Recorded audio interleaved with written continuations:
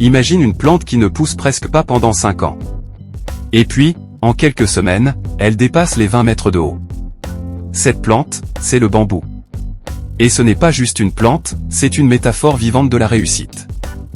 Si tu veux réussir dans le business, dans la vie, ou dans ton développement personnel, alors écoute bien ce message. Parce qu'il pourrait transformer ta vision de toi-même.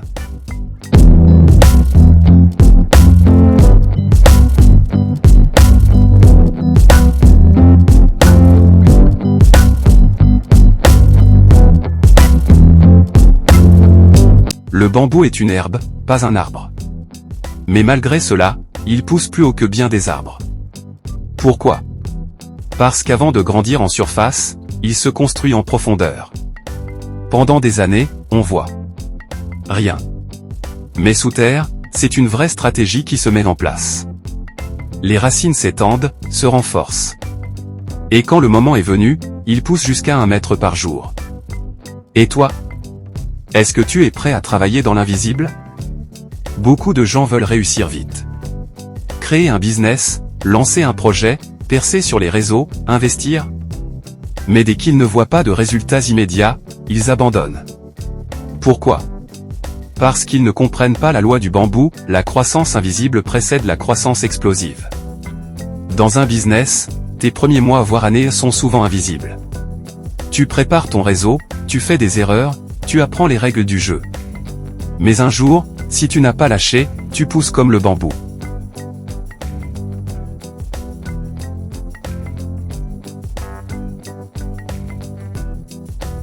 Le développement personnel, ce n'est pas juste lire des livres et regarder des vidéos. C'est construire des racines, une mentalité solide. Une routine disciplinée. Des habitudes durables. Une maîtrise émotionnelle. Et ça, personne ne le voit. Mais c'est là que tout se joue. Tu veux réussir dans la vie? Commence par poser les fondations. Sois patient. Travaille dans l'ombre. Et garde confiance. La majorité des gens fuient le silence. Ils veulent des résultats rapides, des likes, des retours visibles. Mais le vrai succès vient dans le silence. Quand tu apprends, que tu échoues, que tu recommences, sans applaudissements. Si tu n'apprends pas à être à l'aise avec cette période invisible, tu abandonneras avant que la pousse ne commence. Et c'est dommage, parce que souvent, la percée était toute proche. Steve Jobs a été viré de sa propre entreprise avant de revenir et transformer Apple. Oprah Winfrey a été rejetée de plusieurs médias. Colonel Sanders avait plus de 60 ans quand son poulet est devenu célèbre. Tous ont connu des années de croissance invisible. Mais ils ont persisté. Et quand l'heure est venue, ils ont poussé comme le bambou. Voici 5 conseils pour devenir comme le bambou dans ta vie et ton business. 1. Travaille ton mindset tous les jours. 2. Ne cherche pas des résultats immédiats, mais une évolution constante. 3. Investis dans des compétences, pas des apparences. 4. Entoure-toi de personnes enracinées, pas superficielles.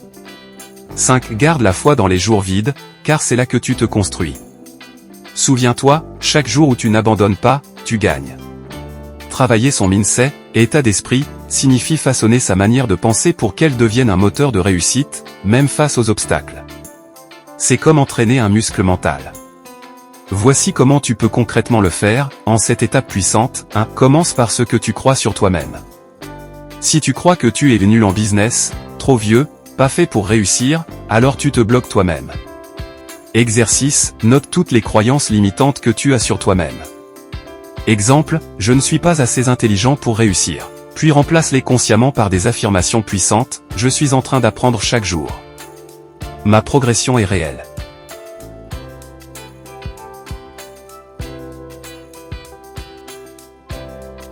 Lis des livres qui nourrissent ton mental. Les livres sont comme des mentors silencieux. Recommandé, Père riche, Père pauvre Robert Kiyosaki. Les 7 habitudes de ceux qui réalisent tout ce qu'ils entreprennent Stephen Covey. Mindset au Carol Dweck. L'effet cumulé au Darren Hardy. Objectif, lis au moins 10 pages par jour. C'est suffisant pour semer des graines mentales durables. 3. Utilise des affirmations chaque matin. Les mots que tu répètes à ton cerveau deviennent sa réalité. Exemple d'affirmation, je suis discipliné, concentré et je progresse chaque jour. Je transforme chaque difficulté en opportunité d'apprentissage. Je mérite le succès que je construis. Répète-les à voix haute, avec conviction, chaque matin, devant le miroir si possible. 4. Pratique la visualisation. Si ton esprit voit la réussite, ton corps la suivra. Ferme les yeux 5 minutes chaque jour. Imagine-toi en train d'atteindre ton objectif, ressenti, émotion, détail visuel.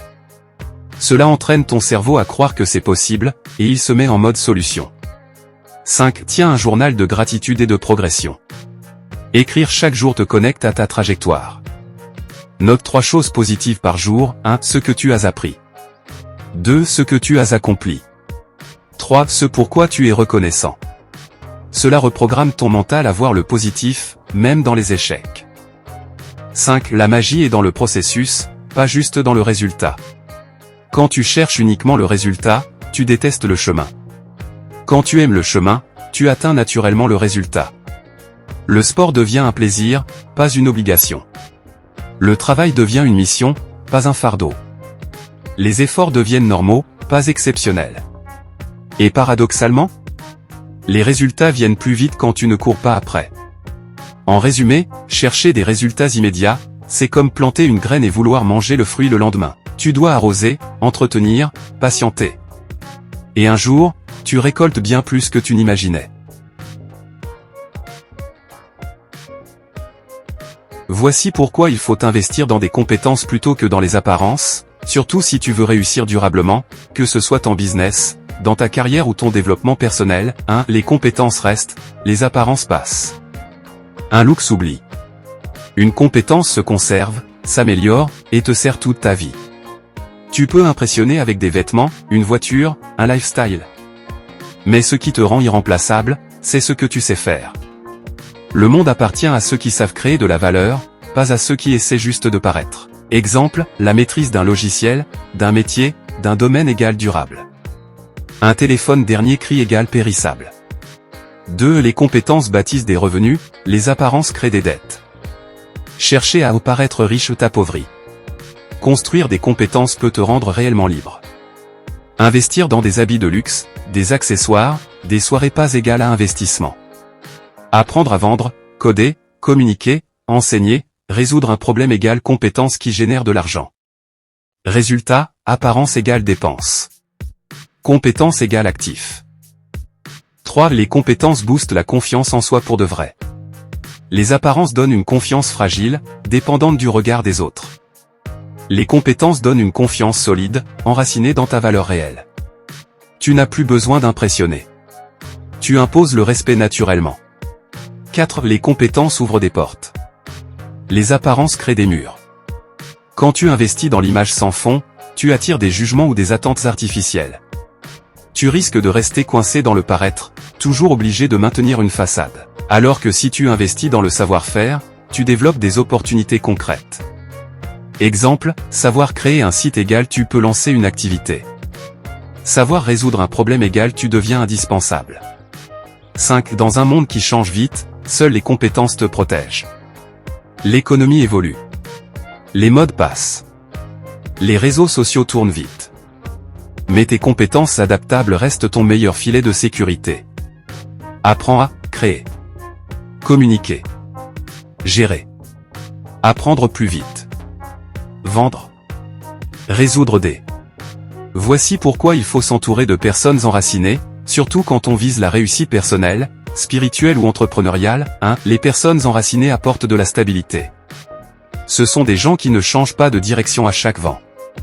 Elles ne sont pas guidées par les modes, les émotions ou la pression sociale. Quand tu traverses des tempêtes dans ta vie ou ton business, elles restent constantes. Elles t'aident à rester ancré, à ne pas fuir au moindre obstacle.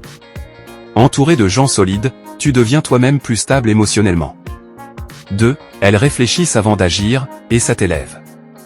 Une personne enracinée agit avec sagesse, pas par impulsion. Elle t'amène à peser tes choix, à penser long terme. Elle te rappelle que la patience, la discipline, la vision sont des forces. Au lieu de t'encourager à tout plaquer, elle te pousse à bâtir avec intelligence. 3. Elles ont des valeurs profondes. Les gens enracinés sont connectés à leurs principes, à leur foi, à leur mission. Ce ne sont pas des gens de façade. Ils t'inspirent à creuser en toi-même plutôt qu'à briller pour les autres. Ils sont cohérents, ils vivent ce qu'ils prêchent. Dans un monde superficiel, ces personnes te ramènent à l'essentiel. 4. Ils ne sont pas dans la compétition, mais dans la construction. Les personnes enracinées ne se comparent pas, elles cultivent leur jardin. Elles célèbrent ta croissance au lieu de l'envier. Elles te challengent sans vouloir te dominer. Elles créent un climat de sécurité mentale où tu peux grandir en paix.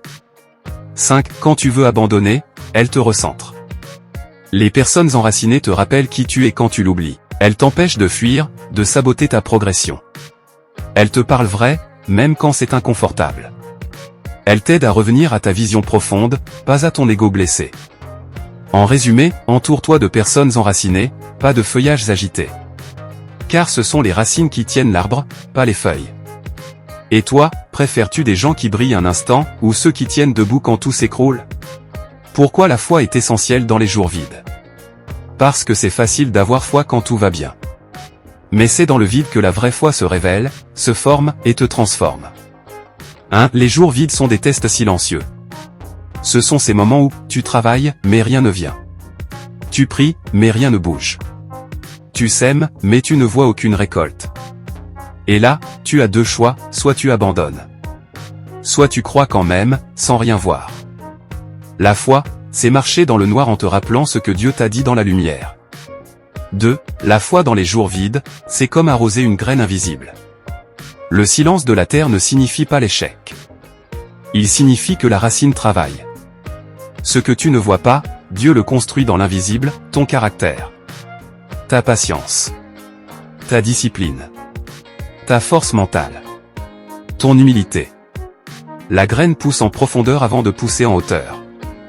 3. Le vide est l'endroit où se fabrique le vrai toi. Ce n'est pas dans les applaudissements que tu deviens fort. C'est dans le désert, l'attente, la solitude, l'incompréhension. Tu apprends à dépendre de Dieu, pas des résultats. Tu apprends à agir sans retour immédiat. Tu construis un mental inébranlable. Heureux ceux qui croient sans avoir vu. Jean 20h29. Comment garder la foi dans les jours vides? 1. Souviens-toi de la promesse. Note ce que Dieu t'a dit. Relis-le quand tu doutes.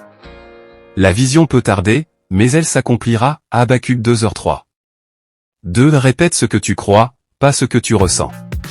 Dis, je suis en formation, pas en abandon. Je sème maintenant ce que je récolterai demain. Je suis plus proche que je ne le pense. 3. Reste fidèle dans les petites choses. Ne néglige pas ta routine spirituelle, ton travail, tes efforts, même s'ils semblent inutiles. Dieu regarde la fidélité dans le désert avant d'ouvrir la terre promise. En résumé, la foi dans les jours vides, ce n'est pas une illusion. C'est une déclaration prophétique, je crois que quelque chose est en train de se construire, même si je ne le vois pas encore. Et un jour, ce vide donnera naissance à une abondance que tu ne pourras pas contenir. Pourquoi la foi est essentielle dans les jours vides? Parce que c'est facile d'avoir foi quand tout va bien. Mais c'est dans le vide que la vraie foi se révèle, se forme et te transforme. 1. Les jours vides sont des tests silencieux. Ce sont ces moments où tu travailles, mais rien ne vient. Tu pries, mais rien ne bouge. Tu sèmes, mais tu ne vois aucune récolte. Et là, tu as deux choix, soit tu abandonnes. Soit tu crois quand même, sans rien voir. La foi, c'est marcher dans le noir en te rappelant ce que Dieu t'a dit dans la lumière. 2. La foi dans les jours vides, c'est comme arroser une graine invisible. Le silence de la terre ne signifie pas l'échec. Il signifie que la racine travaille. Ce que tu ne vois pas, Dieu le construit dans l'invisible, ton caractère. Ta patience. Ta discipline. Ta force mentale. Ton humilité. La graine pousse en profondeur avant de pousser en hauteur. 3. Le vide est l'endroit où se fabrique le vrai toi. Ce n'est pas dans les applaudissements que tu deviens fort. C'est dans le désert, l'attente, la solitude, l'incompréhension. Tu apprends à dépendre de Dieu, pas des résultats. Tu apprends à agir sans retour immédiat.